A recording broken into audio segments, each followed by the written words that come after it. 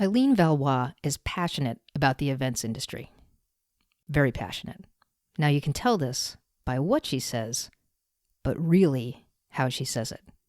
Eileen's Senior Vice President of Strategic Initiatives, Sports, and Fan Engagement for Production Resource Group, or otherwise known as PRG.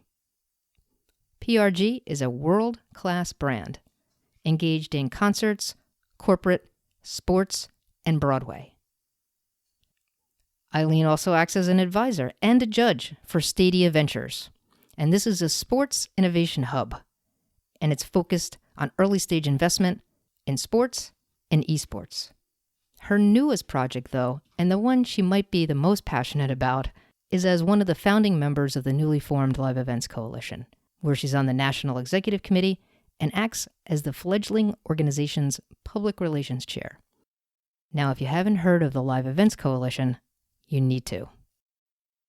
In this show, she talks about how PRG is refocusing their production skills in order to help save lives during this COVID-19 pandemic. She also takes us behind the scenes of a world-class sports-related accelerator, where dreams, with the help of a little capital and some guidance, have the potential to become big business. Eileen then wraps the show up by talking about the Live Events Coalition, including its mission, goals, their current initiatives, and the significant traction and membership it's gained since its recent founding. Eileen's career growth and passion for the industry make her a vital resource for the people she works with and for her clients, and she has a lot of really good insights to share with us, and we are thrilled to have her on the show. Are you ready for this? Good. Let's rock and roll. Playback ending in 5. Stand by fake music, stand by talent. 3, 2, 1. Clear. Music go.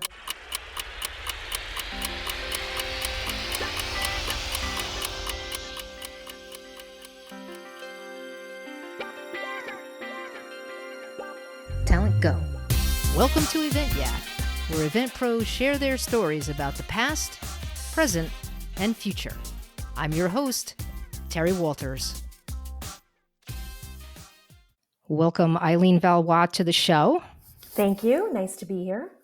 Thank you. Nice for you to be here. Geez, you and I have never met or worked together. Mm-hmm. They say it's a small world, but apparently it's not that small. You've got some pretty diverse things going on these days. Ultimately, you're an events person, and our listeners can scan your very complete LinkedIn profile. It's very, very complete. You've got experience, degrees, certifications, and no offense to our guys here, it's great to see a hardworking, deserving woman evolving into positions that have traditionally been filled by men. Yeah, for sure. I'm happy to be counted among them. There's a lot of strong female leaders these days, and I'm happy to be one of them. Cool. Now you're working for PRG right now, and you also do work for a firm called Stadia Ventures. I am. I'm part of sort of an advisor and judging mentor group with Stadia Ventures. I've had an opportunity to join them, but volunteer effort and just part of the kind of connection to the industry, if you will. Okay. And you're also now on the executive committee on the national level of the new Live Events Coalition. Yes. All right. So a lot of people have joined their Facebook page. A lot of people have signed the petition, and everyone wants to hear about that. But I'm going to make them wait for a minute because I want people to get to know you a little bit first, and then we'll jump right into that because I know that's kind of what everybody wants to hear about, and I know it's what you're eager to talk about. Sure. So let's talk about Stadia first because it's something I know absolutely nothing about. Maybe not absolutely nothing, but very, very little. And I'm excited to talk to you about it.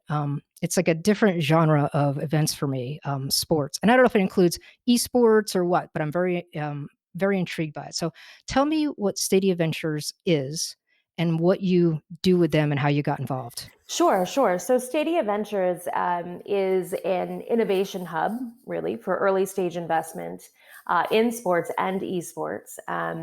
And essentially, tech firms, sports and esports tech firms, and firms that kind of work in and around the sports ecosystem, essentially.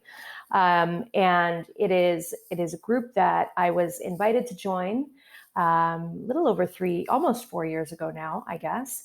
And what they do is run essentially almost like a Shark Tank style pitch competition twice a year, where they have 2 cohorts twice a year. And they evaluate startup firms that are working in those areas in and around sports, kind of all year long. And as I said, twice a year, there is a pitch competition. And that's sort of my first involvement with them, was to be able to participate in one of those as an advisor, judge, if you will. And it's a really fascinating experience to be a part of, and just an incredible networking opportunity, really, which is how I got connected in the first place. There is an entire network of judges that come together for a course of 2.5 days, and the judges come from all across the sports industry and even venture capital. There's people like myself that come from the event production, event planning, but there's also people that come from, sports, Under Armour, Nike. We've seen, higher education, so Syracuse University. I've met so many amazing people through Stadia Ventures. And I think it's interesting because I think it serves a couple of purposes. I think it serves the purpose of really being able to mentor and bring potential startup businesses into the fold in the sports industry, and really prepare them and take their business to the next level. But the sort of the side benefit of the judging component is that I've tapped into this now really fantastic network of sports and esports executives, and really been able to kind of just expand my network. So that's been my experience with them. I try to get there, twice a year, as I said, to participate in that capacity. And then, it has been fantastic for me from a professional perspective, because I've been able to tap into that network that I've now become a part of throughout the year to help my business and sort of further my efforts in the industry as well. How big are these events 2 times during the year? I mean, I know there's, like you say, there's different components. There's like the VC people who come in, and then there's these people. And I want you to tell me too, are these like gamer companies? Are they real physical sports teams, or is it a mishmash of a bunch of stuff? It is really a fascinating and dynamic group of people from all across. So there is certainly a large esports component. We see a lot of really fantastic representation from esports, but there's those that come from the VC background. It's just a really interesting combination of people, and I find that in my experience, I have learned at least 3 or 4 new things every time I go. I can imagine. Which is part of what is so exciting to me. I have been in the business for a very long time, but I do not believe that you ever stop learning about what it is that you do. And I enjoy that piece of it. So that's really something that I love about it. But it's a large group of people. I want to say there's, and I might be wrong on this, but I want to say that in maybe the largest one that I attended, there was kind of over 75 judges in the room. Wow. And it's organized so well by the folks at Stadia Ventures. They Mhm. bring us together and kind of put us into judging groups. They kind of mix us all up and shake us all up so that you're sitting at tables with people you have never met before, perhaps, or maybe you've made a friend now that you've Mhm. been going a couple of times. The first time I was a complete stranger in the room, and now each time I go back, I know a few more people, and I've connected now. So it's kind of fun in that way, returning. But we get together, and at each table we listen to the pitches by the companies that Stadia Ventures has selected to be finalists for that pitch competition. We get to evaluate, and they have an entire defined process, but we get to evaluate them and really bring a lot of different perspectives to the conversation about what do we think is the potential for this company, and how do they bring value to the sports industry? And, there's an entire criteria really that Stadia Ventures really looks at. And we kind of, we have the ability to provide our feedback and help Stadia Ventures figure out who their final cohort is going to be. And from that competition, essentially, is an intensive boot camp, if you will, for those companies that are selected for the accelerator. And this happens every year. Like they'll take a group and they'll put them in this kind of competition, and they get honed down. And then this, year after year, this will happen. Is that correct? Yeah. So Cool. far, it happens twice a year. Okay, so twice. They have the spring and the fall, essentially. So twice a year. And it's a really phenomenal organization, and it's led by some really strong business leaders. And I'm grateful to have been able to be a part of it so far, and definitely look forward to continued participation in that. It sounds really fun. And, I know that there's a lot of these situations where there's pitches that are happening, and, especially as it relates to VC, bringing, companies together to try to get capital and accelerate their growth.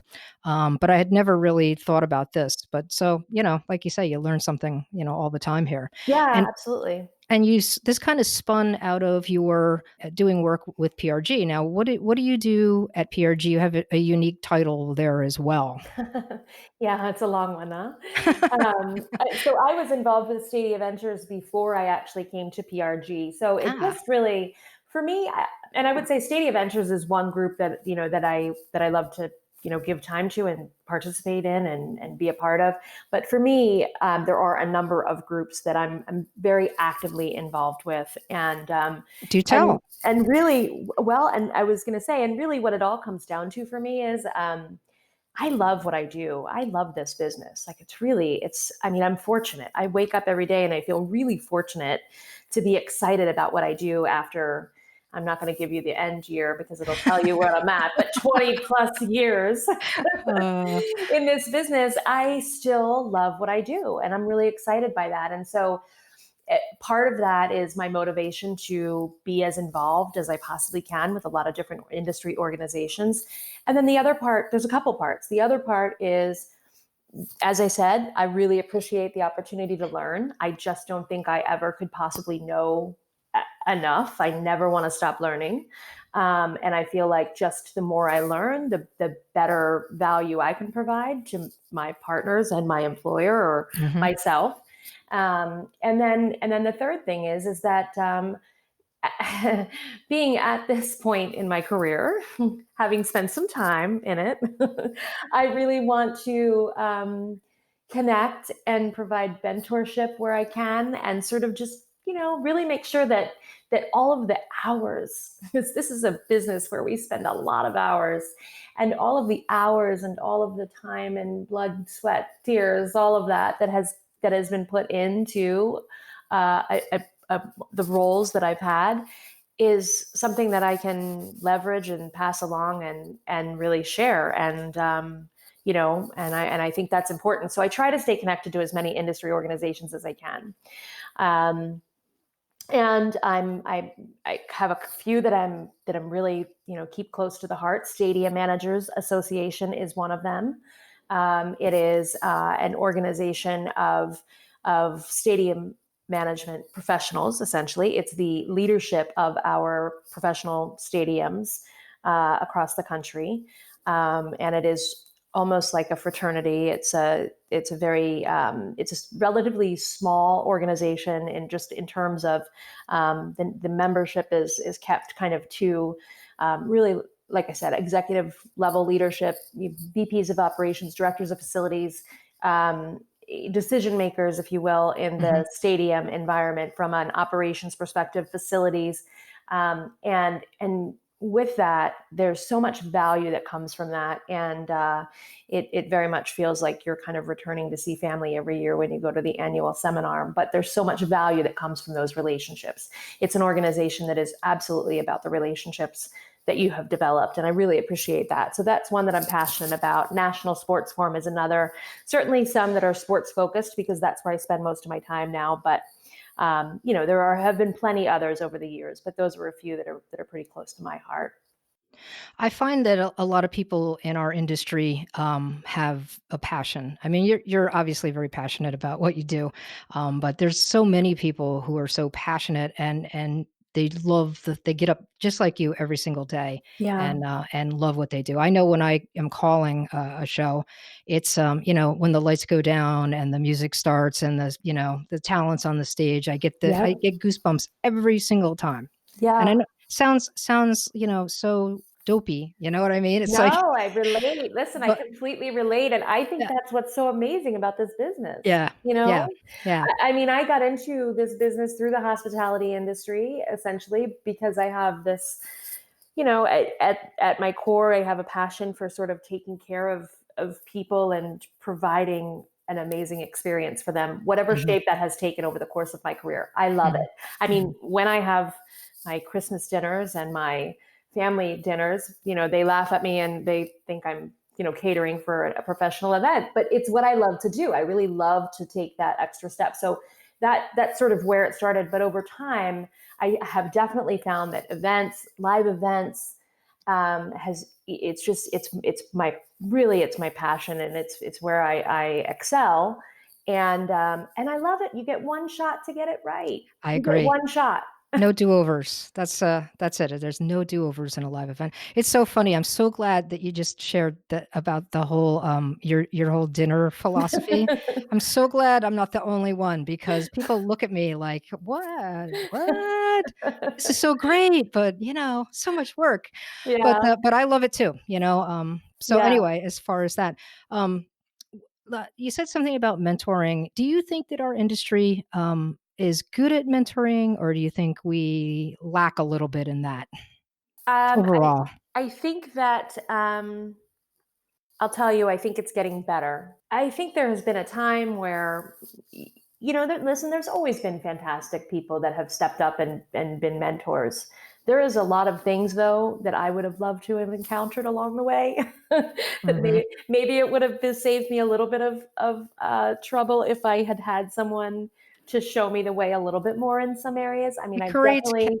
creates character, Eileen. That's exactly right. It That's what does. they tell me anyway. I don't know. It does. And listen, I have had a couple of good mentors along the way. Absolutely, no doubt. And would be remiss if I didn't say that. So I absolutely have. But it's also, this is an industry where and I'm sure you can relate to this. I mean, it's an industry where really, I mean, education is important, and all of that, that goes along with that. Hmm. However, um, you have to roll up your sleeves and you have to pay your dues and you have to just be there and be invested and be in it. And that is how you earn respect in this industry. And you have to come through that. And so it's a tough industry at times, right?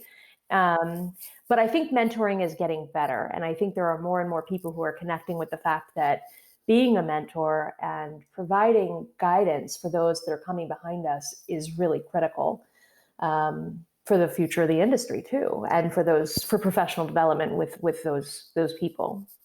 I agree. I mean, I think a lot of people are always looking. I mean, I am anyway. I'm looking for what is my personal legacy. It's, what is it that you want people to remember about you? You know what I mean? Yeah, Maybe I'm the only one who thinks about that, but anyway, I think about it all the time. I really yeah, do. As I said, yeah, especially now that I'm in my career a long time, I do. yeah, I think about it. I think about it a yeah. lot.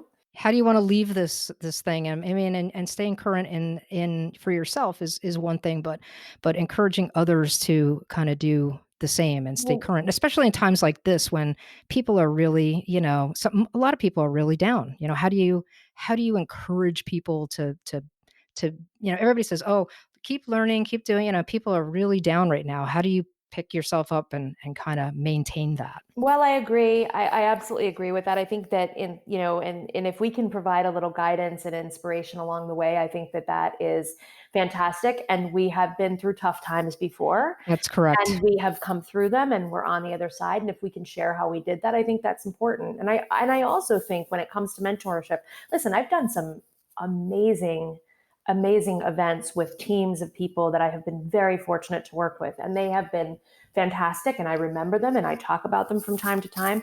But overall, I'm convinced that I will be, or what I tell myself and what I hope to be remembered for, is the thumbprint that I've been able to leave on a group of people who are producing amazing events for the next 20 years, and beyond that, and that they along the way maybe take a little something that I've been able to share with them and provide it to somebody coming behind them. And I think that while we can remember specific things that we may have produced in our time, and groups that we've collaborated with, I think that's really, to me, that's what I think of when I think of what's the legacy I want to leave, on my professional career.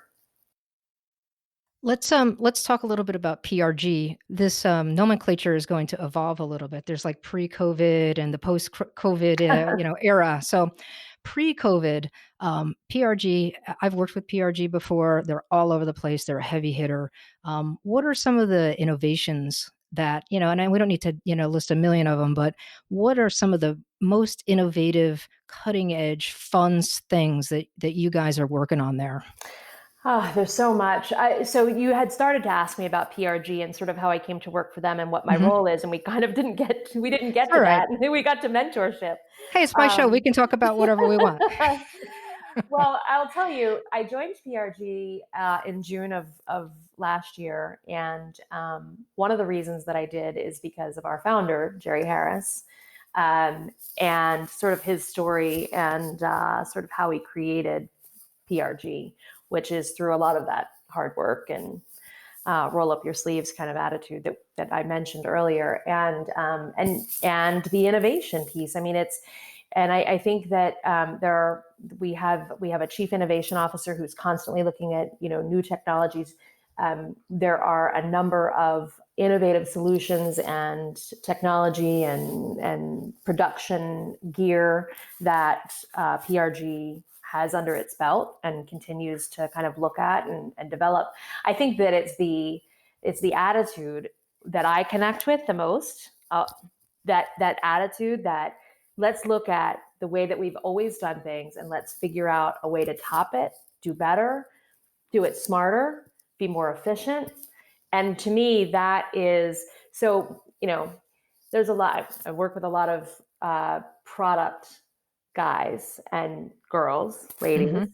Mhm. um, and I love it, and I love being able to look at each one of those solutions. But for Yeah. me, I think of the strategic kind of side of innovation. I want to understand just how we keep topping ourselves and keep making the next event greater than the last. So innovation is the innovation then. That's exactly right, right? Because listen, anybody can purchase gear, can Right. look at gear. I want to understand where I sort of approach it from is how do we innovate the process? How do we Right. innovate the experience? And for me, that's really what it's about. I want to understand how I can continue to create immersive, amazing experiences, whether it's for an audience of corporate meeting attendees, or it's for sports fans, or it's for concert goers. How do we connect with them, engage with them, draw them in, and give them an experience that they're not going to forget? And to me, that's how we innovate.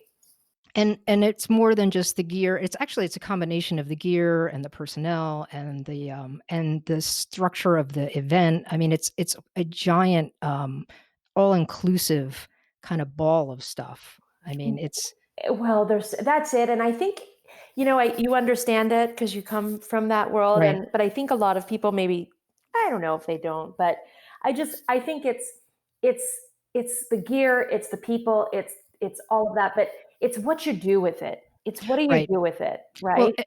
and this is here's the question. This leads right to the question. So I always have an issue kind of explaining my value proposition. And actually, let me just even bring it down farther than that. Like my mom asks what I do for a living, and I just I can't put it into words. And even when you do, they still don't understand it. So Mhm. how do you quantify Because you're pretty broad, kind of like I am, you know what I mean? It's Hmm. like I'm not an audio engineer. I'm not and I love audio engineers and I love video engineers, but it's easy to say, hey, I'm an audio engineer. Like, how do you quantify what you do? It is tough, right? It's a tough Right. one. Right. I chief cook Yeah. chief cook and bottle washer some Yeah. days. I don't Exactly. know. Yeah. No, for me, I kind of when people ask me, what I do, I kind of try to explain it, but ultimately, I want to from the production side, I want to create experiences. As I said, I've talked a lot about that, but that is big to me. I want to understand how I can engage audiences and create experiences. So for me, that's a lot of it. But what does that mean to a different group of stakeholders? It means a lot of different things.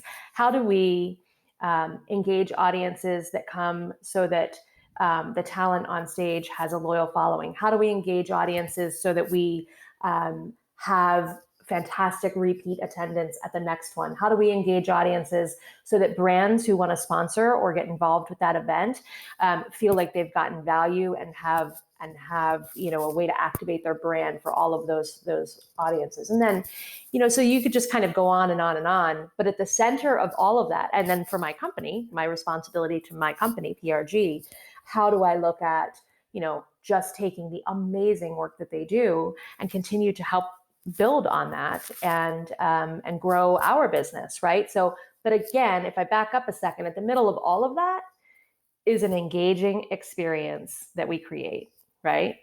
Um, and so how do we do that? How do we leverage the talent of all of those positions you just mentioned, audio engineers? I mean, some of the most fantastic people work in this industry. You've got to agree with me on that, right? I And some do. of the I totally do. highly skilled, hardworking people who are just, and listen, I mean, if you're in it, you love it. You have to love it You because have to. I don't know how you do it if you don't, because we Yeah, you work have to. long, crazy hours. And, I have sat at a desk more in the last 4 weeks than probably in the last year, right? Because we don't sit at desks. We're Right. out, we're busy, we're doing things Right. every single day. Not that somebody who's sitting at a desk is not busy. I apologize to everybody if I offended them who sits at a desk, but our business is different. We're in the field, right? Yeah. And so I would just say, leveraging all of that talent and all of those skills, combining it with really, a strategic kind of mindset of where am I taking this and how am I leveraging this for all of the various stakeholders, and in the middle, ensuring that everybody is having an amazing experience at whatever it is that we're producing for them. Um, I read, I think I read, it must have been on the PRG website that and I know that, a lot of our business has kind of, been reduced, but PRG has jumped in, I think in New York, and they're making PPE for people. Yeah, I mean, well, I mean, that's innovative. It sounds like to me, it doesn't sound small. It sounds like a very cool thing that you guys are doing. it is, and I think it's again, it's one of those things of look, everybody had to kind of take a look at their businesses and figure out Yeah. how do we play a part in this? How do we take action, right? Right. And so we look around and we say, hey, we have a scenic shop Yeah, you that have resources that that are builds sets for Broadway, right, right? I mean, and it's closed right now. right. And so how do we look at our process and figure out how we can contribute to what the country needs from us right now? And Mhm. so absolutely. So the PRG Scenic Technologies, based in New York, with a partnership that they've developed, is manufacturing face shields for health workers. And it's just about, I mean, we're in a pandemic, and like we've never seen before in my lifetime, certainly. And it's just about how we pivot and figure out how we just use the skill sets that we have to be able to contribute to the fight against COVID-19. And I think everybody should have that mindset, in some Mm-hmm. way, shape, or form, Mm-hmm. Mm-hmm. so, but that kind of glides us right into, the COVID-19 discussion and the Live Events Coalition. Now, tell our listeners who Isaac Rothwell is, in case people don't know, and how Sure. you got involved with the coalition. Sure, absolutely. Isaac Rothwell is with Digerati Productions, which is a small production company, and Isaac, works with them and is the national director of operations for Digerati Productions. And they're in Chicago, I think, right? Yeah, That's where they're based. they're Okay. in the Midwest, in Chicago.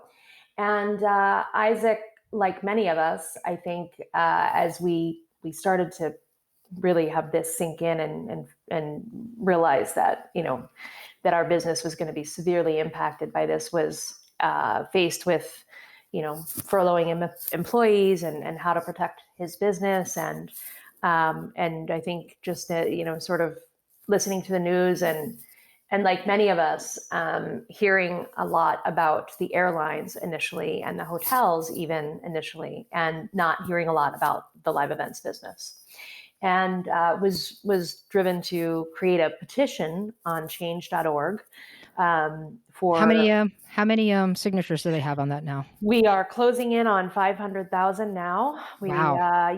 And so it was something that that he did and really had no idea where it was going to go, but just felt like he needed to do something, right? Because that's it. I mean, when you're dealing with crisis, you just kind of figure out how do you do something. So Right. I first, the petition came across my feed when there was about 300 signatures, maybe a little less than that. And I signed it, and I thought, okay, let me sign this. And it was very early on in this crisis that we're in the midst of now. And I say very early on, but it was 4 weeks ago. Right. This all happened like on March 8th or something, right? They did put it up, something like that. Yeah, exactly. So it feels like it's been forever. But Yeah, it's like a month. That's it. it's a month. So at any rate, I first came into contact with it at that point. I saw about 250, whatever it was, signatures. I signed it and I shared it amongst my network. And I thought, well, that's great. I'm glad somebody's doing something, and we're all still figuring out, we're kind of reeling a little bit. And the next day I got all these emails that said, Eileen, you've inspired somebody, which is the message that change.org sends when, someone that you've forwarded it to signs it. Mm-hmm. So I looked at it, and at 12 noon the next day, and I looked at it with 300 signatures. I want to say it was about 10 o'clock at night. And 12 o'clock the next day, I went back to it, and there were 39,000 signatures. Wow. Yeah. And Wow. Amazing. I just said, okay, there's something here. And I don't know Isaac. I had never met him. I had never heard of him. But we've talked about my industry associations and how I believe it's important to stay close to the network. I'm big on networking. So I went to LinkedIn and I looked up Isaac Rothwell, and I realized we're not connected. And I just sent him a note on LinkedIn and said, hey, I want to thank you for taking the initiative to do this. I'm really impressed. You've gotten to 39,000 signatures overnight, literally. And let me know, if there's a way that I can support you. And as I said to him the other day, I think I talk to you now more than the people I'm quarantined with. So he took me up on it. But there were a number of us that sort of had that same reaction, all complete strangers at the same time. But there were a number of us that had reached out to Isaac and said, hey, I think what you're doing is great. And before we knew it, we came together, about 5 or 6 of us, and on a conference call to talk about what we could do next. And we formed the Live Events Coalition. And here we are 4 weeks later. We've just gotten our articles of incorporation filed officially. And we have our application in to be a 501c6 nonprofit tax-exempt organization.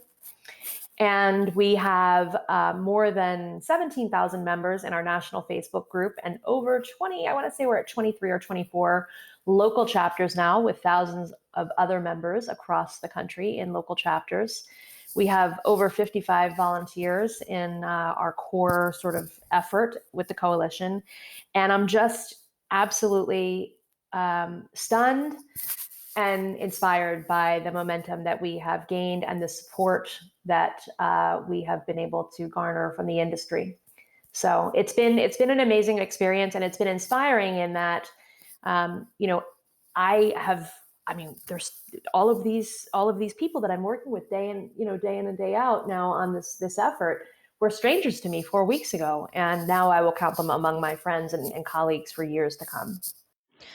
What is like specifically, what is the goal of the coalition? What are your goals for this? Sure, absolutely. So again, what Isaac saw when he was sort of frustrated listening to news and whatnot was the same thing that many of us saw. We saw a lot of attention being given, and naturally we understand it, but we heard a lot about the airlines. We heard a lot about hotels and major hotel brands being able to talk about what the needs of their business is, and it makes sense. We get it, but the live events coalition was formed because we didn't hear a lot about events business.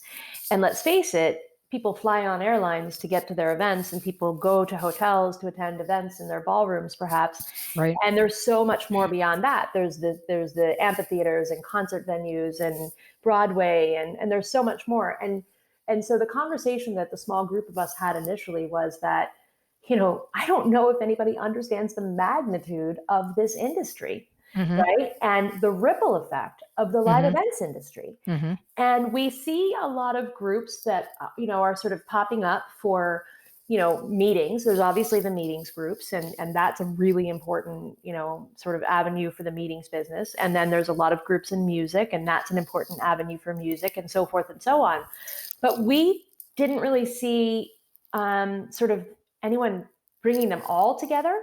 And so our goal with the Live Events Coalition was to really be a group that could bring together every single aspect of the live events industry. So, the mission reads, we advocate for and support the many voices that make up the live events industry. That's our first sentence, right? Mhm. We're Mhm. hospitality, we're planners, we're caterers, we're talent, we're musicians, we're producers, technicians, general contractors, engineers. It goes on and on, suppliers. I mean, when you think about the live events industry and the economic impact of our industry, don't forget about the guys who make the badges that we wear Right. around our neck. How Right. about the people that, provide security perimeters? How about the people that work in concession stands that sell tickets? The florists, the photographers. I mean, there are so many jobs that are supported by live events. Um, and when you think about, if we think about sort of as Americans, how we interact in our lives, well, guess what? You probably go to a lot of live events, right? Right. So Right. whether it's for your business and you're attending events, for your company or for an association you belong to, or if you're in education and you're going to, a conference, or if you're going to concerts and baseball games and football games and stadiums, Broadway plays. I mean, the list goes on and on. But in our personal and professional lives as Americans, we touch live events every day. And, this is an industry that supports more jobs than oil and gas and chemical manufacturing and a number of other industries combined.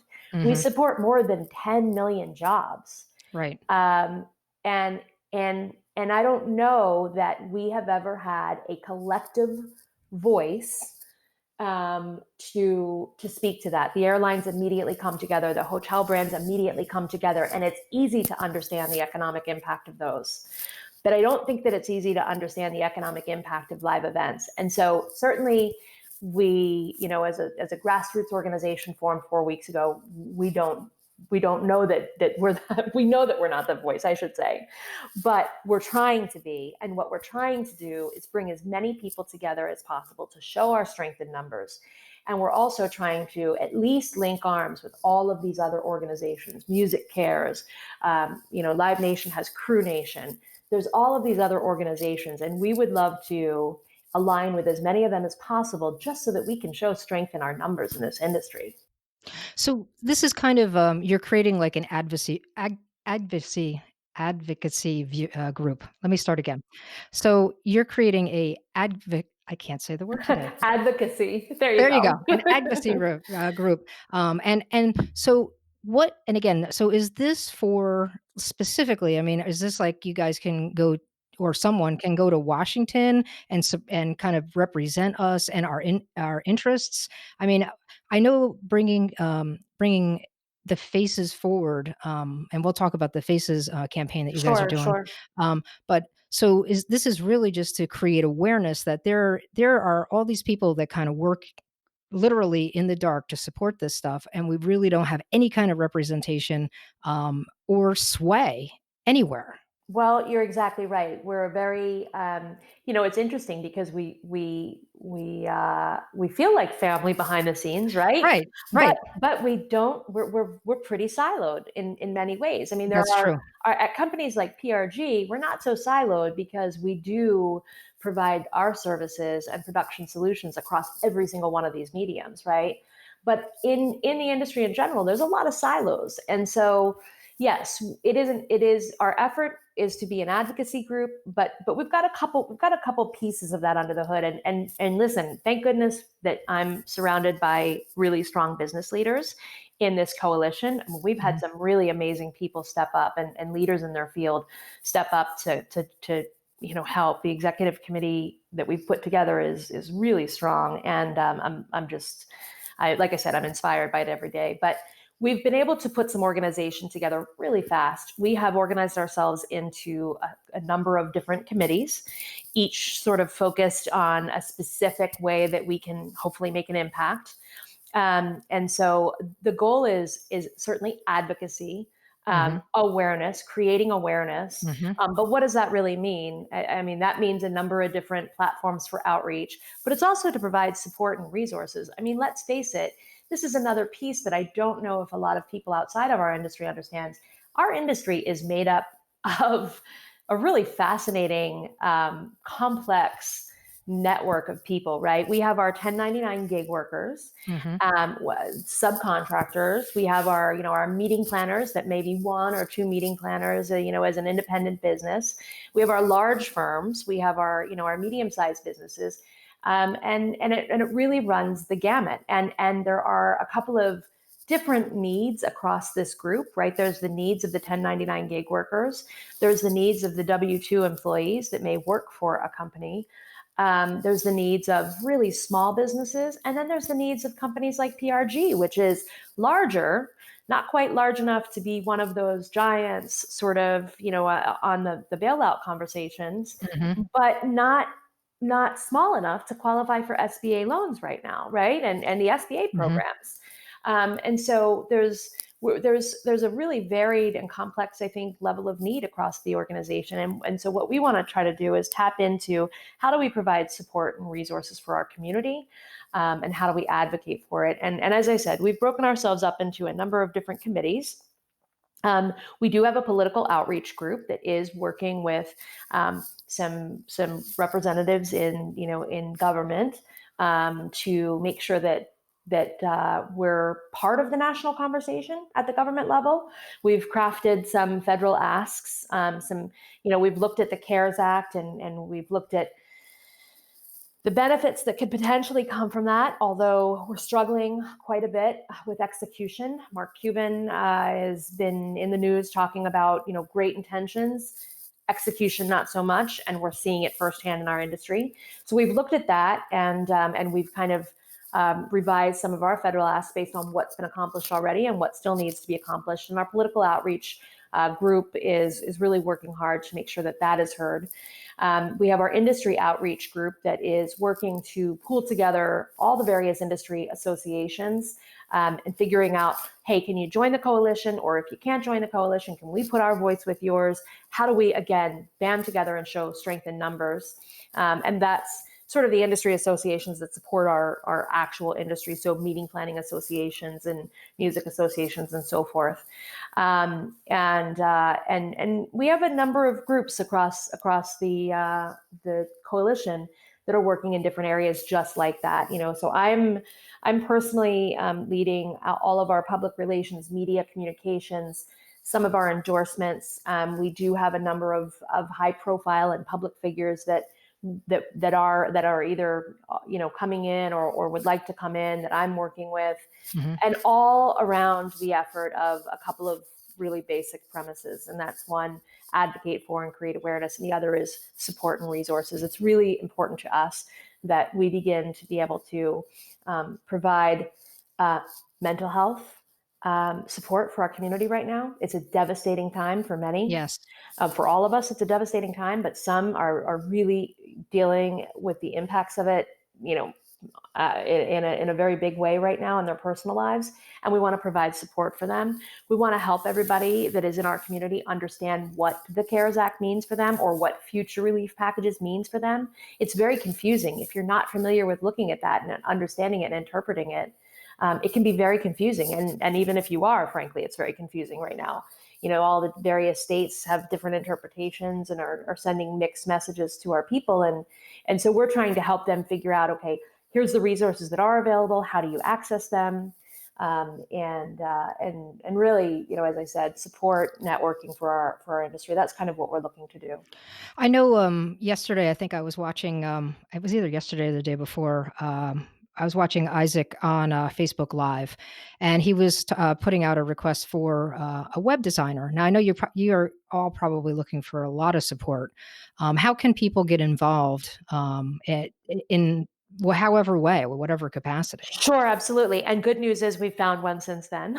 Excellent, excellent. We did have to pay. We did have to pull some money together, but those of us that are involved were able to donate a little bit of money for it. And Mhm. it's a meaningful thing. We really need, obviously, our presence on the internet is really important right now, and it's Right. how we're connecting. So it's really critical. So we have found somebody, and I should mention that the retail value of what they're providing us is far more significant than what we're paying. So we're finding kindness everywhere we go, and we really appreciate that.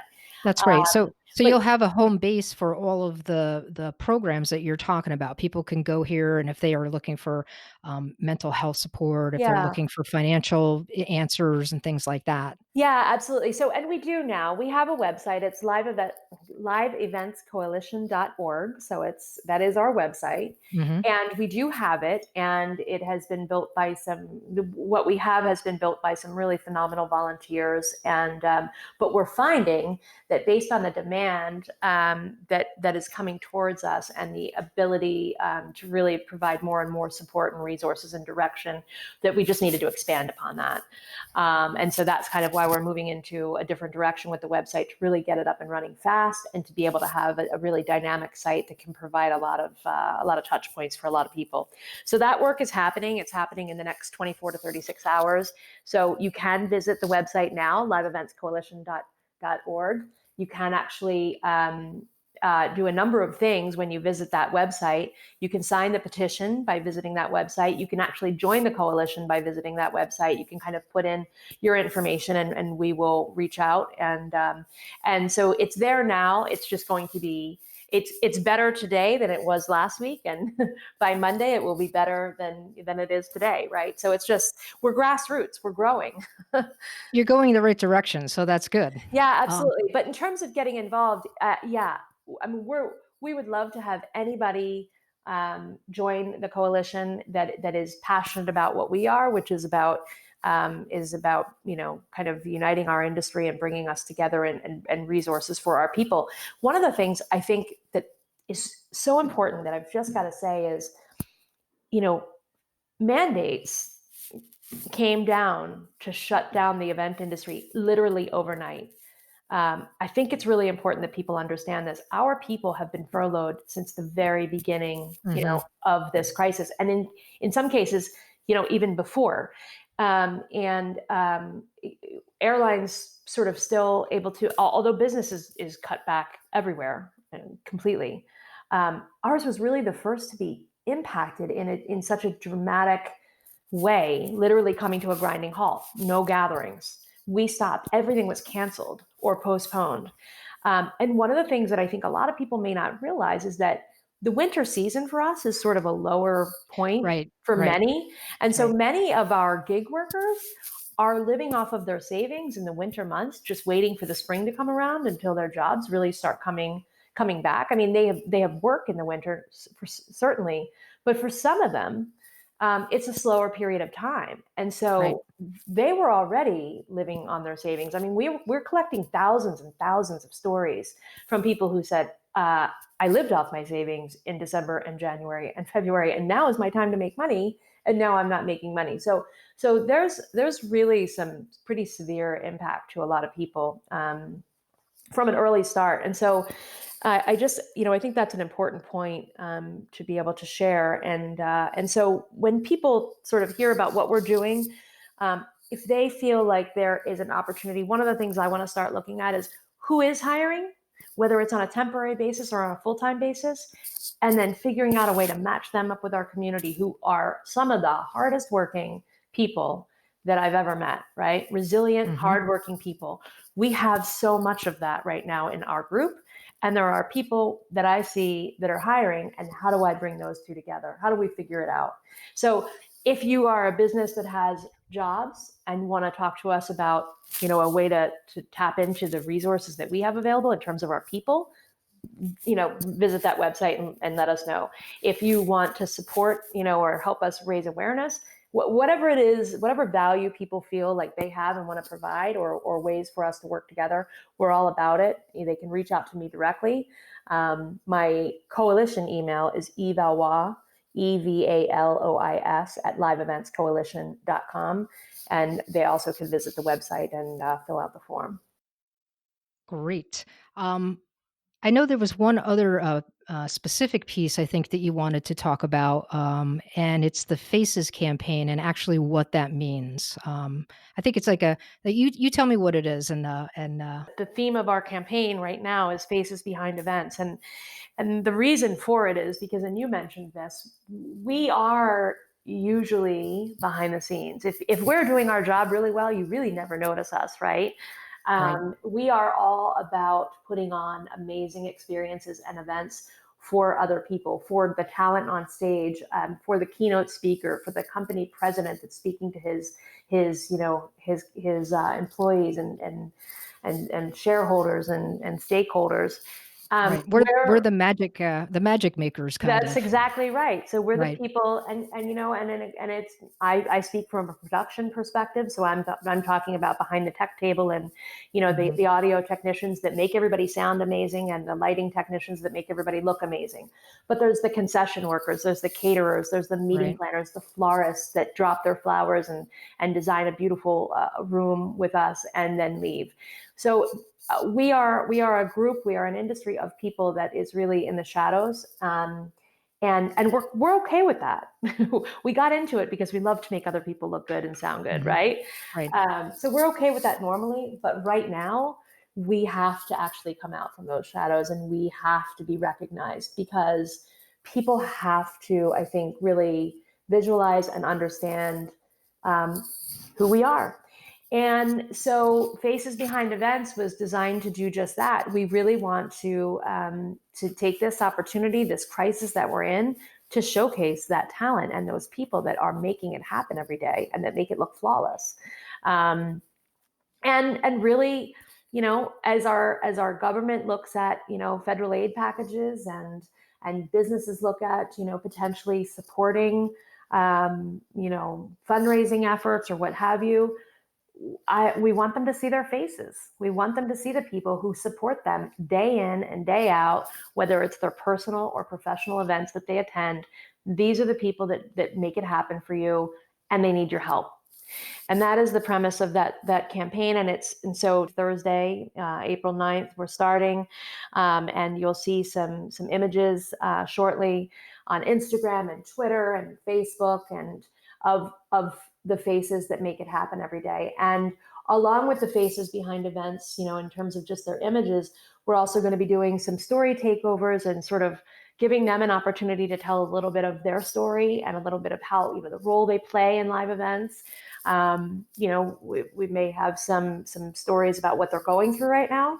We may have some stories about why they're so passionate about what they do. It's all about giving a voice to our industry. That's really what it's about. And so we're encouraging people to come forward that work in this industry with their stories so we can feature them. We're encouraging talent. So whether it is a recording artist or it's a keynote speaker, we're encouraging them to come out and help us share the faces that actually make them look phenomenal every day. And share that on their social media. And it's all part of it. And it's going to be kind of just an ongoing social campaign that we're running until we, really, frankly, until we get relief for them now support and resources for them now, and even going forward, we're really going to make sure that we're in a position going forward to be able to support our industry now and in the future. And there's a national component to this, but there's also you're looking at regional kind of components to the coalition. I mean, if people don't want to get involved on a national or can't for some reason, maybe they can get involved kind of on the local front. Well, that's exactly right. And so, and the reason that came to be, again, a lot has happened in 4 weeks' time. But we had created a national Facebook group, and we had 400 members one day and 500 the next, and then 3,000 the next day, and then the next day it was at about 6,000, and we're kind of going, whoa, right? So, and now the national group is over 17,000 members, and so at some point we thought to ourselves, we don't feel like we can effectively, in a national group, we don't feel like we can effectively connect with people on a really human level to understand what's going on and provide support in their local area. And so the national group is great for everybody to come together and be a network, and tap into maybe things that are happening across the country. But we felt like there was a need to really have local groups. And frankly, there was a demand from the industry with people saying, hey, I want to start something in Nashville, or I want to start something in Boston. And so absolutely, right? Let's embrace that. And so we started local chapters. And it's essentially, what the local chapters are working to do is to make sure that we're creating awareness within the markets that are in. We have two really great sort of chapter leaders, if you will. And I just mentioned Nashville and Boston. Those are two of them. Actually, one of my employees, and I've worked with him at PRG now, and I have worked with him in the past, and sort of just somebody I consider to be my right hand. His name is Mark Consiglio, is leading the Boston chapter, and he'll do a phenomenal job with that. And then we have somebody who actually happens to be a PRG employee that's leading the Nashville chapter, and his name is Lawrence Mignona. Actually, he goes by the name Filet. Okay. Filet Mignona, fantastic rock star name. Yeah, exactly. As it should be. And he's leading the efforts in Nashville. And so those are two really good examples. And what they're working to do is figure out what are the resources in the market. How do people access federal aid in the market? How do they access potential job openings in the market, temporary work or full-time, whatever support we can find locally. So it's just the local chapters are the way to kind of break this down and be able to impact more people in a more efficient way and connect to our communities. Eileen Valois, PRG, Stadia Ventures, the Live Events Coalition. You're a very busy lady these days. You can follow Eileen on Twitter. We have your Twitter handle. It is at Eileen M. Valois. So it is my full name, Eileen M. Valois. That is my Twitter. And then on Instagram, it's just Eileen Valois. Okay, great. And you're on LinkedIn as well? LinkedIn, yes. LinkedIn is Eileen Valois as well. And Facebook is Eileen Valois. And give me the website again for the coalition. It's www.liveeventscoalition.org. Okay, great. And you can get more information on PRG and Stadia Ventures and all of them on their websites. I know you're very, very busy. I really, really appreciate you taking the time to share all this information with us on the program. Thank you. Yeah, absolutely. And I right back at you. I am extremely grateful for the opportunity to talk with you and share a little bit about what I'm doing and on every level, really great organizations that I have the pleasure of being involved with. So I appreciate the opportunity to talk about them. Well, that's a wrap for this show. Hey, you can show us some love by subscribing to the show wherever you're listening to us. Subscribing is caring. You can also find us at eventyak.com. The opinions expressed on Event Yak are the opinions of our individual guests and not necessarily the organizations to which they're affiliated. Event Yak is a production of Moonfish Production Limited. Thank you for listening. Be kind, be safe, and stand by to stand by.